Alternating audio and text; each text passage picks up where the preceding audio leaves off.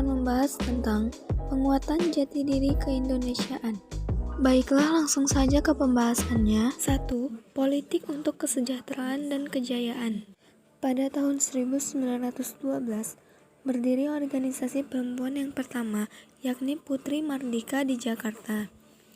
Organisasi Putri Mardika ini bertujuan untuk membantu bimbingan dan penerangan pada gadis bumi putra dalam menuntut pelajaran dan mengemukakan pendapat di muka umum.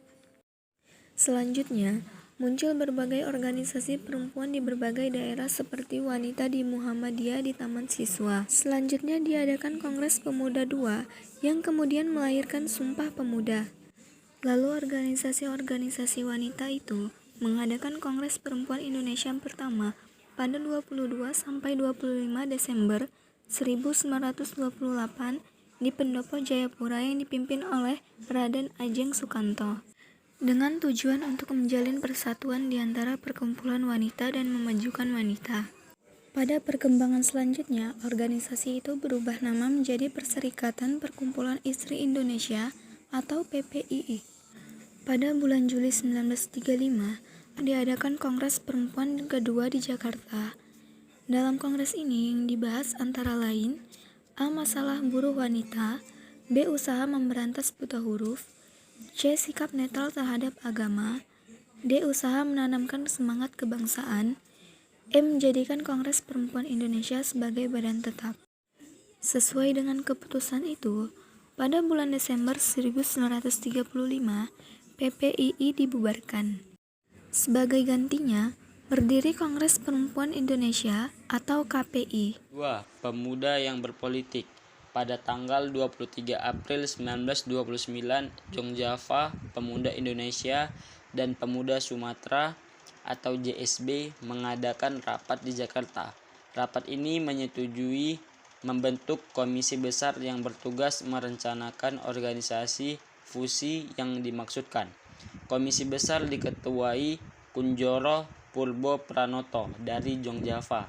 Komisi besar berfungsi sebagai badan perantara menjelang fusi berhasil mempersiapkan kelengkapan organisasi. Langkah berikut adalah menyelenggarakan Kongres Pembentukan Badan Fusi di Jakarta pada tanggal 28 Desember 1930 sampai tanggal 2 Januari 1931. Pada tengah malam tanggal 31 Desember 1930 dilangsungkan upacara peresmian berdirinya Indonesia Muda atau IM. Lagu Indonesia Raya dinyanyikan dan merah putih diakui sebagai warna perkumpulan.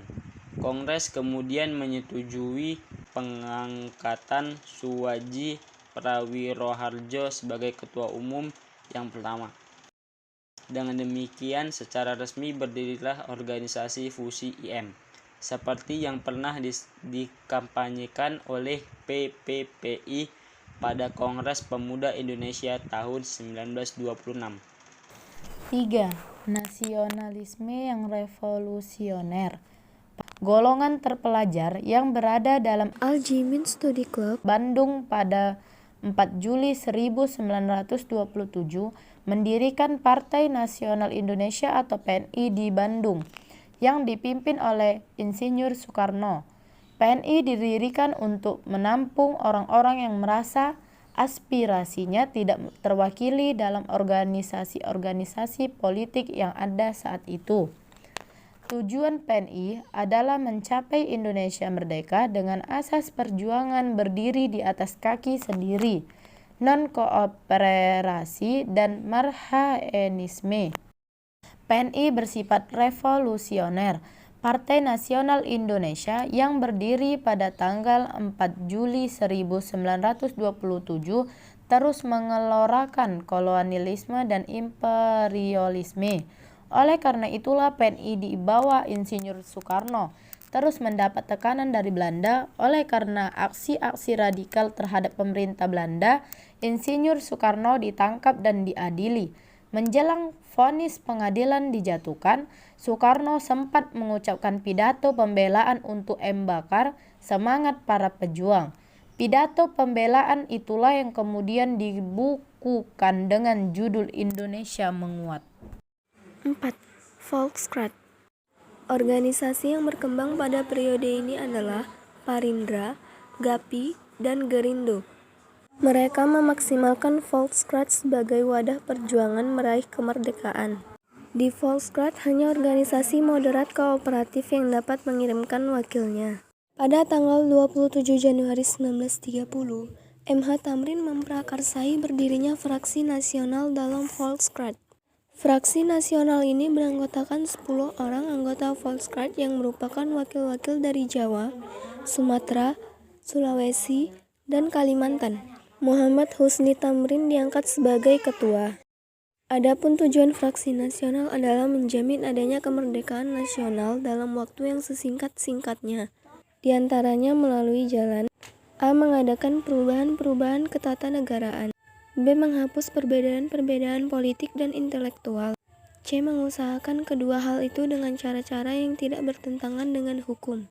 Pada kenyataannya, Fraksi Nasional tidak mampu mempersatukan wakil-wakil pribumi di Volkskraat karena sering terjadi perbedaan pandangan politik dan ideologi.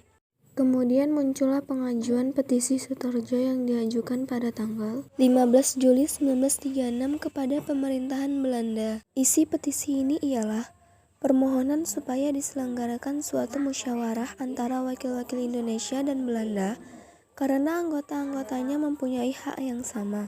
Tujuannya ialah menyusun suatu rencana yang isinya adalah pemberian kepada Indonesia suatu pemerintahan yang berdiri sendiri dalam batas pasal 1 Undang-Undang Dasar Kerajaan Belanda. Kemudian petisi Sutarjo yang diajukan atas nama Volkskraat ditolak oleh Ratu Belanda. Alasan penolakannya bahwa Indonesia belum matang untuk memikul tanggung jawab memerintah diri sendiri. 5. Tamatnya Kemaharajaan Belanda. Tanda-tanda runtuhnya pemerintahan Hindia Belanda makin menguat ketika berkobar Perang Dunia Kedua di Eropa, yang ditandai dengan penyerbuan Jerman atas Polandia pada tanggal 1 September 1939. Kemudian Jerman yang pada saat itu dipimpin oleh Hitler menyerbu negeri Belanda pada tanggal 10 Mei 1940, yang menyebabkan pemerintah Belanda lari ke pengasingan ke London. Pada tanggal 8 Maret 1942, pihak Belanda di Jawa menyerah, dan Gubernur Jenderal Hindia Belanda, Jarda van Starkenborg-Stackhauer, ditawan oleh pihak Jepang. Maka, bukan saja de facto, melainkan juga de jure, seluruh wilayah bekas Hindia Belanda sejak saat itu berada di bawah kekuasaan dan administrasi Jepang. Dengan demikian berakhirlah kekuasaan Hindia Belanda di Indonesia.